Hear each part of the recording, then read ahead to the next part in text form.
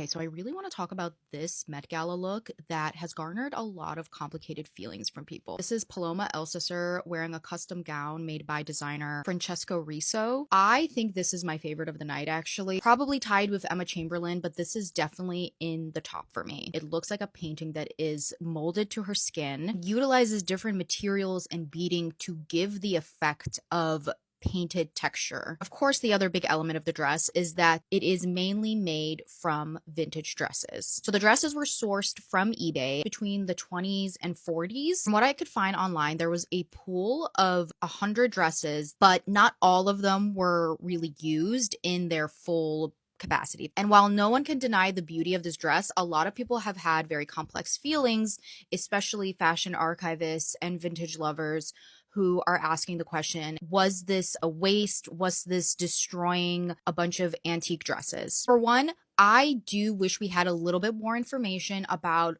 how the dresses were used. I don't know if we're going to get that information because at the end of the day, it is up to the designer and whoever owns the dresses to use it as they see fit. But of course, it would help to know if they were damaged. And I understand how that extra information could give people comfort.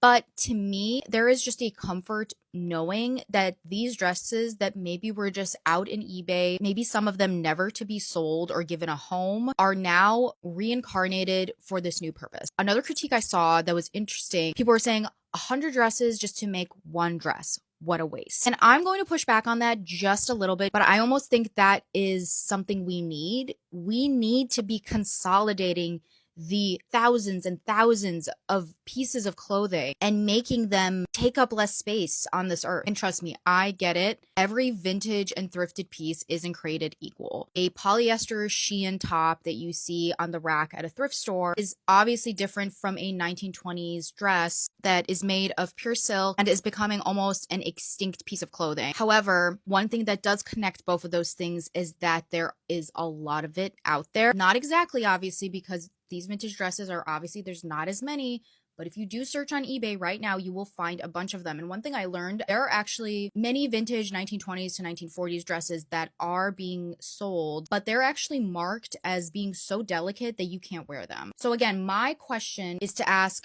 who would be wearing these dresses, or who would be able to archive and properly preserve them? And again, I'm speculating partially because I don't know the specific stories of these dresses. I don't. I just don't fully agree with people saying this should be considered a crime. Like, I push back on that very gently as someone who loves vintage and really appreciates this. My mother actually worked in a museum for many, many years in Eastern Europe, and she taught me the importance of archiving things